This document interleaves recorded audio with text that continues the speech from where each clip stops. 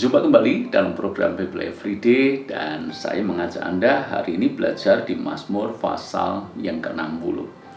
Judul perikopnya adalah doa memohon kemenangan. Jadi memang ini menjadi sebuah budaya pada waktu itu. Setiap kali bangsa Israel hendak berperang, maka sang raja akan berdoa. Tentu saja melalui imam berdoa kepada Tuhan memohon kemenangan. Mereka menyadari bahwa kemenangan itu hanya diberikan oleh Tuhan saja. Kemenangan datang daripada Tuhan. Bukan karena strategi mereka hebat, bukan karena mereka punya prajurit yang gagah perkasa, punya banyak pahlawan yang luar biasa. Bukan karena itu. Daud menyimpulkan bahwa kemenangan itu datang dari Tuhan. Itu sebabnya setiap kali hendak maju berperang, mereka memohon kemenangan kepada Tuhan saja. Saudara-saudara, dalam hidup ini kita seringkali juga berada di medan peperangan. Tentu saja dalam tanda kutip. Medan peperangan dalam pekerjaan, medan peperangan di dalam rumah tangga, dalam keluarga, medan peperangan ketika kita harus menghadapi masalah kesehatan dan seterusnya. Bagaimana supaya kita bisa menang di semua area kehidupan itu? Pastikan kita mengandalkan Tuhan. Daud berkata di dalam ayat yang ke-6, kepada mereka yang takut kepadamu telah kau berikan panji-panji, tanda untuk berlindung terhadap panah. Jadi kunci bagaimana kita bisa menang, maka hal yang pertama, hiduplah takut akan Tuhan. Sebab ketika kita takut akan Tuhan, maka Tuhan akan memberikan perlindungan kepada kita. Tuhan akan menjagai kita. Kesehatan yang dijagai, pekerjaan yang diberkati, rumah tangga, keluarga yang juga dilindungi oleh Tuhan.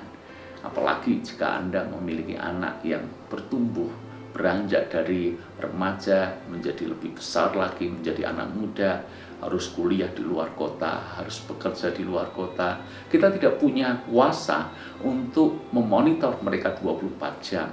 Bagaimana kita memastikan bahwa mereka dalam keadaan aman dan baik-baik saja, dijauhkan dari pergaulan yang buruk dan seterusnya. Kita butuh perlindungan Tuhan. Itu area peperangan kalau bicara soal rumah tangga, keluarga. Dan kita bisa menang kalau kita hidup takut akan Tuhan, karena Tuhan akan menjagai dan melindungi. Ayat yang ke-7 lebih jelas sekali dikatakan, supaya terluput orang-orang yang kau cintai, berikanlah keselamatan dengan tangan kananmu, dan jawablah kami. Akan terluputlah kita, karena kita orang yang dicintai Tuhan. Bagaimana kita bisa dicintai Tuhan? Maka hal yang kedua, tentu saja kita juga melakukan bagian kita, mencintai Tuhan. Orang yang hidup takut akan Tuhan, orang yang mencintai Tuhan, maka Tuhan pun akan mencintai kita dan memberikan keselamatan kepada kita. Hal yang ketiga, coba perhatikan di dalam ayat yang ke-13, bagaimana kita bisa menang dalam kehidupan. Berikanlah kepada kami pertolongan terhadap lawan, sebab sia-sia penyelamatan dari manusia. Sia-sia penyelamatan dari manusia. Artinya apa? Kesadaran bahwa kemenangan kita datang daripada Tuhan. Kemenangan kita bukan ditentukan ketika kita mengandalkan manusia. Bukan ditentukan apakah kita punya koneksi dengan orang-orang hebat. Seperti apa yang kita pelajari kemarin. Bukan ditentukan apakah kita punya hubungan yang dekat dengan penguasa yang bisa memberikan perlindungan kepada kita. Ingat, semuanya itu sia-sia saja. Sia-sia penyelamatan dari manusia. Penyelamatan sejati hanya datang daripada Allah sendiri. Ingin menang, berlindung, dan mengandalkan Tuhan. Hal yang keempat, bagaimana kita bisa menang dalam banyak area kehidupan. Ayat yang keempat, dengan Allah akan kita lakukan perbuatan-perbuatan gagah perkasa. Sebab Ia sendiri akan menginjak-injak para lawan kita. Dengan Allah, dengan mengandalkan Allah, dengan bersandar, dengan menyertakan Tuhan, maka percayalah, Dia Immanuel, Allah beserta dengan kita. Dan bersama dengan Tuhan, kita akan melakukan banyak perbuatan-perbuatan yang besar, perbuatan-perbuatan yang gagah perkasa. Jadi, Ketika kita mengandalkan Tuhan, tidak hanya kita sekedar mengandalkan Tuhan lalu kemudian bermalas-malasan, tidur-tiduran. Tidak, kemenangan yang Tuhan setting tidak seperti itu. Kita mengandalkan Tuhan, tetapi juga kita melakukan bagian kita. Kita memang harus berperang.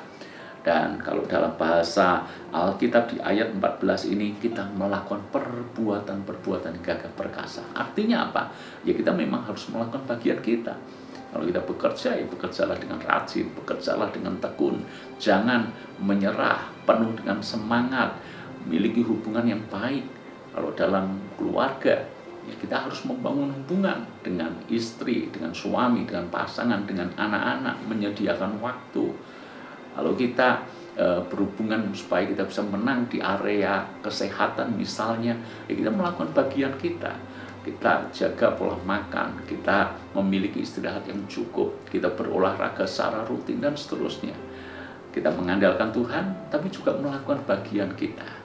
Maka terjadilah apa yang Alkitab tulis, bersama Tuhan kita akan melakukan perbuatan-perbuatan yang gagah perkasa.